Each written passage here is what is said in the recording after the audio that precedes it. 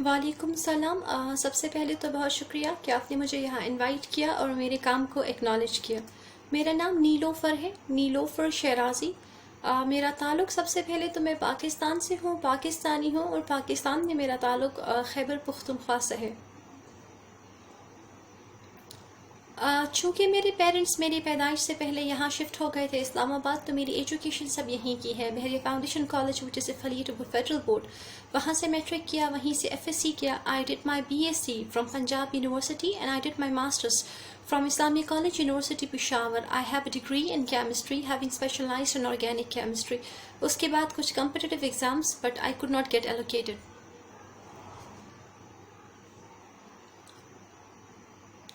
جی، martial arts میں دو میرے آل پاکستان ریکارڈز ہیں۔ ایک تو یہ ہے کہ I have broken 4 concrete bricks with one stroke of my hand, and secondly I have also, the second record is that I have broken more than 140 bricks in less than 3 minutes. اور جو میرے world records ہیں وہ یہ ہیں کہ I have done my egg punch and I have also done head breaking، یعنی اپنے سر سے پتھر توڑ دینا۔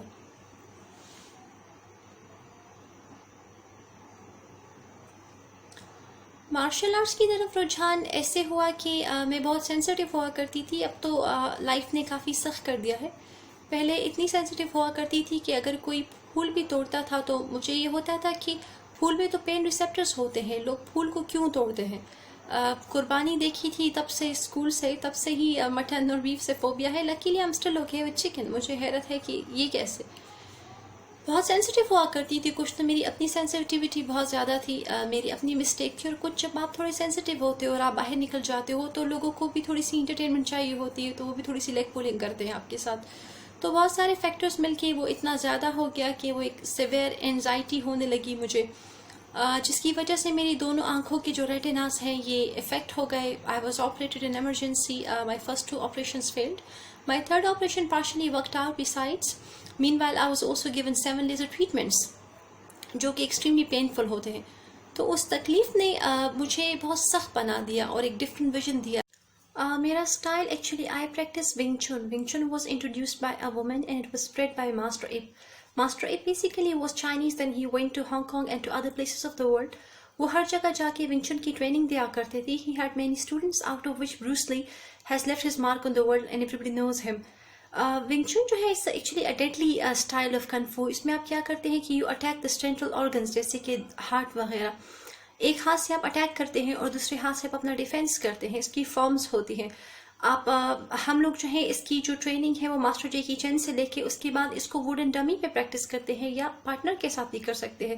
آئی پریکٹس آن بوتھ۔ میں ووڈن ڈمی پہ بھی اس کی پریکٹس کرتی ہوں جو کہ انسان ہی کی شکل کی ہوتی ہے لیکن ووڈن ہوتی ہے، اور میں اپنی پارٹنر سائرہ کے ساتھ بھی اس کی پریکٹس کرتی ہوں۔ نہیں، ایکچولی برک بریکنگ جو ہے یہ ونگ چن میں نہیں آتا، یہ میرا اضافی شوق تھا۔ میں نے اپنے کولیگ کے پروفائل پہ ان کی ویڈیو دیکھی تھی جب وہ بریکنگ کر رہے تھے، برک بریکنگ کر رہے تھے، تو میں نے سوچا کہ being female if I can do it. میں نے ٹرائی کیا۔ پہلے تو میں نے ماسٹر سے اس کو ڈسکس کیا، تو برعکس معاشرے کے ماسٹر نے مجھے بہت زیادہ موٹیویٹ کیا۔ تو میں نے پہلے تو پنچنگ بیگ پہ سٹارٹ کیا، ماسٹر سے ٹریننگ لی، پنچنگ بیگ پہ سٹارٹ کیا۔ اس کے بعد میں نے ووڈن بلاکس پہ، میرے روم میں جھولا ہے، میں کافی اس وقت جنون تھا بریکنگ کرنے کا، تو اپنے جھولے کو چونکہ وہ لوہے کا ہے تو میں نے اس کو اتنا مارا ہاتھوں سے کہ میرے ہاتھ زخمی ہو گئے اور اس سے خون نکلنے لگا۔ تو پہلے تو پنچنگ بیگ، پھر ووڈن بلاکس توڑے، پھر پہلی بریک، پھر 2 bricks، 3 bricks، 4 brick لیول، اور اب ایگ پنچ اور ہیڈ بریکنگ، اور اس کے علاوہ انشاءاللہ the journey still continues۔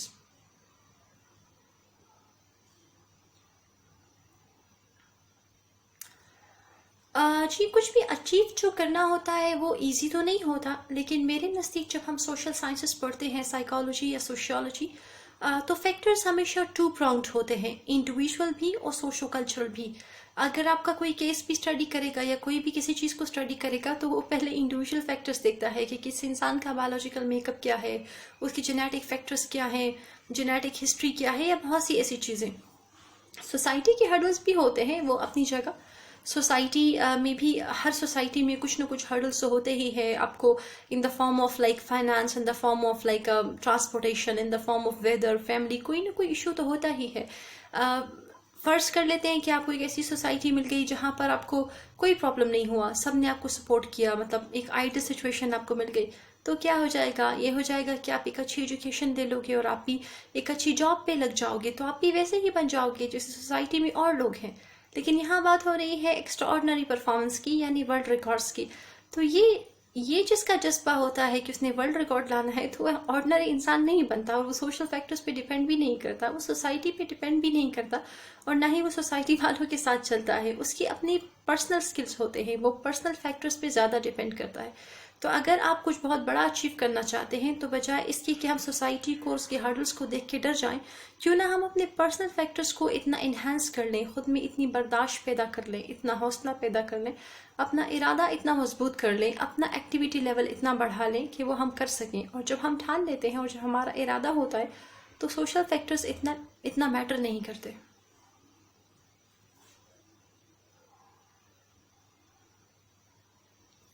جیسے کہ میں نے آپ کو بتایا کہ مجھے انتہائی انزائٹی ہو گئی تھی، میں سو جاتی تھی تو مجھے خواب میں آتا تھا میں نے ایسے کیوں نہیں کہا، ان کو ایسے کیوں نہیں کہا، اس وقت مقابلہ نہیں کر سکی تھی اور بات نے مجھے بھولتا نہیں تھا، تو بہت زیادہ انزائٹی ہوتی تھی، رونا پیٹنا شروع کر دیتی تھی، اپنی آنکھوں کو رب کرتی تھی، خود کو انجر کرتی تھی۔ تو میرے والد صاحب جو ہیں وہ بہت پریشان ہو گئے تھے، وہ کبھی مجھے تھراپسٹ کے پاس لے جاتے تھے، کبھی لوگوں کے پاس لے جاتے تھے، کس کو کیا ہو گیا ہے۔ کچھ لوگ کہتے تھے کہ آپ پہ کوئی تعویذ ہے، کچھ لوگ کہتے تھے کہ آپ پہ کوئی بدعملیات ہے یا کوئی اور ایشو ہے۔ تو میں نے اپنے تھراپسٹ سے پوچھا کہ کیا واقعی مجھ پہ کوئی بدعملیات ہے یا کوئی تعویذ ہے؟ تو میری تھراپسٹ نے مجھے بتایا کہ انسان اشرف المخلوق ہے، وہ اللہ کی بنائی ہوئی سب سے مضبوط تخلیق ہے، اور یہ کیسے ہو سکتا ہے کہ اس کو کوئی دبا دے۔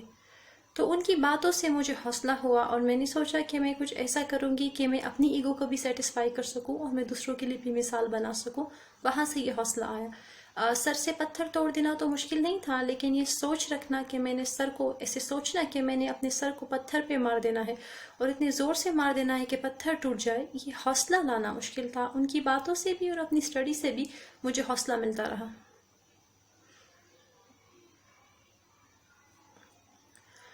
جی، ہمارے بادشاہ خان بابا کہتے ہیں کہ ماتا مغل مغل گڑے رک مغل اور رک کور دے ولنم دا اغا نخلے جدنن پہ اوگو سور دے۔ مجھے یہ کیا بتاتے ہو کہ آپ کے باپ دادا کون تھے؟ میں یہ جاننا چاہتا ہوں کہ آج جو آپ کے کاندھے پہ آپ کا بیٹا بیٹھا ہے، یہ کون ہے؟ یعنی بجائے اس کی کہ آپ مجھے سٹوری بتاؤ کہ آپ کا پاسٹ کیا تھا، میں یہ جاننا چاہتا ہوں کہ آپ کا پریزنٹ کیا ہے، آپ اب کیا لوگ ہو۔ تو وہی اس چیز کو کرنا تھا جیسے کہ ہمارے آبا و اجداد تھے جن پہ ہمیں بڑا فخر ہے، اور ہم لوگوں کو ان کی کہانیاں سناتے ہیں، تو یہ خود کو یاد دلانا تھا اور لوگوں کو بھی کہ ہم بھی انہی کا خون ہے۔ ہم صرف کہانیاں نہیں سنا سکتے، ہم کر کے بھی دکھا سکتے ہیں۔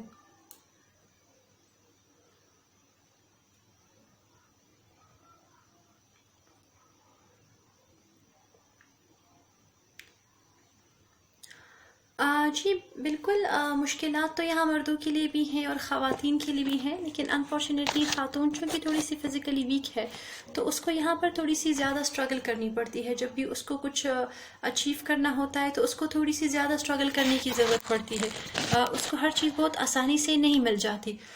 تو مشکلات تو تھے، لیکن جیسے کہ میں نے آپ سے پہلے کہا کہ یہاں پر انڈیویجول فیکٹرز بھی ہیں، سوشو کلچرل فیکٹرز بھی ہیں۔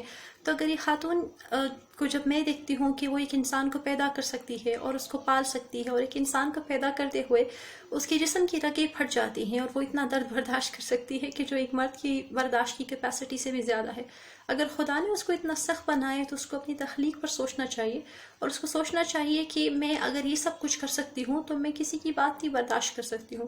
سوسائٹیز کو چینج کرنا مشکل کام ہے، اگر ہم رو پیٹ کر بیٹھ جائیں گے تو پھر تو کچھ نہیں ہوگا۔ اگر ہم ان کو اگنور کرنا سیکھیں، برداشت پیدا کرنا سیکھیں، تو ہم اگنور کر سکتے ہیں اور ہم مشکلات کے ساتھ بھی سب کچھ کر سکتے ہیں۔ مشکلات ہیں ضرور، اسپیشلی خواتین کے لیے بہت زیادہ، لیکن اتنی زیادہ نہیں، اتنا نہیں کہ ہمارے لیے کچھ اچیو کرنا ناممکن ہے، ہم اس کو اوور کم کر سکتے ہیں۔ تو بجائے اس کی کہ ہم سوشل فیکٹرز کی بات کریں، کیوں نہ ہم انڈیویجول فیکٹرز کی بات کریں کہ میرے میں اتنا حوصلہ ہے، میرا ایسا بایولوجیکل میک اپ ہے، میرا ایسا نیورولوجیکل فنکشننگ ہے، میری اتنی اسٹڈی ہے، میری اتنی ایجوکیشن ہے کہ میں یہ سب کچھ کر سکتی ہوں۔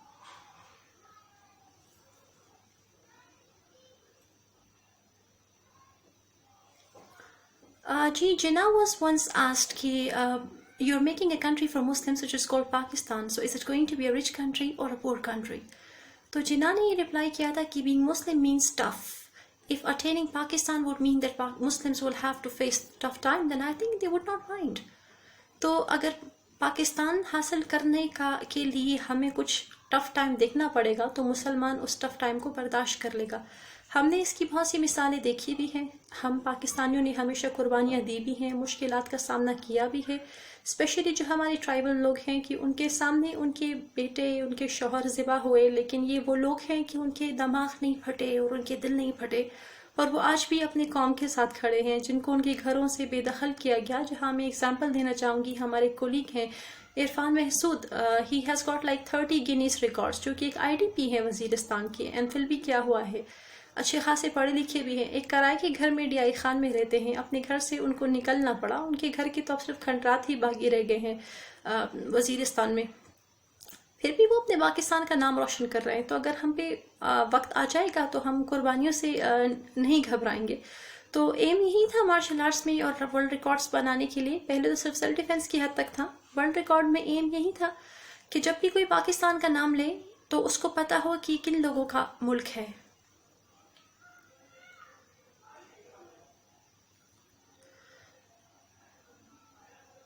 نہیں, بالکل نہیں, خواتین کے لیے یہ نیو فیلڈ نہیں ہے.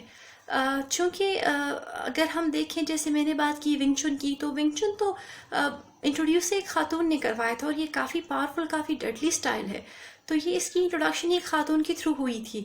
اور اگر آپ دیکھیں تو ہماری اگر پیغمبر صلی اللہ علیہ وسلم کی آپ اگزامپل لے لیں, تو ان کے ایک جنگ میں, ان کے غزوہ میں ان کے خلاف ایک عورت لڑ رہی تھی, اور پیغمبر صلی اللہ علیہ وسلم نے پھر صحابیوں کے ساتھ بیٹھ کے اس کی بہت تعریف کی تھی کہ عورت ہو تو ایسی ہو کہ وہ اپنے فیت کا دفاع کرنے کے لیے وہ جنگ میں اتر آئی. اور ایسی مسلمان ہی بہت سی خواتین ہیں جو غزوات میں تھیں, جو جنہوں نے جنگیں لڑی. اور میرا خیال ہے کہ ہماری سوسائٹی میں, اسپیشلی تھرڈ ورلڈ کنٹریز ہیں, یہاں پر تو ہر خاتون ہی وارئر ہے, کیونکہ اس کو کچھ کرنے کے لیے, شاید کچھ اچیو کرنے کے لیے مردوں سے زیادہ اسٹرگل کرنی پڑتی. یہ خواتین کے لیے بالکل نئی فیلڈ نہیں ہے, ہر خاتون ہی فائٹر ہے.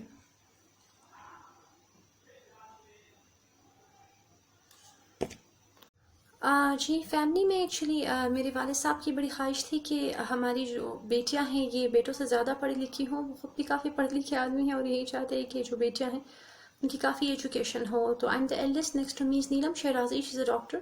Still younger is Maria Shehrazi, she is a gold medalist in finance. اور دو ہمارے بھائی ہیں وہ بھی ایجوکیٹڈ ہیں اور اپنی جابس میں سیٹلڈ ہیں, وہ مجھ سے بڑے ہیں. پیرنٹس کی طرف سے ہمیشہ مجھے سپورٹ رہی, فیملی نے بھی ہمیشہ مجھے سپورٹ ہی کیا, ہر چیز میں مجھے میرا ساتھ دیا, میرا حوصلہ بڑھایا. My father is very happy with my achievements, اور وہ یہی چاہتے ہیں کہ خاتون جو ہے وہ اس کو کافی اسٹرانگ ہونا چاہیے.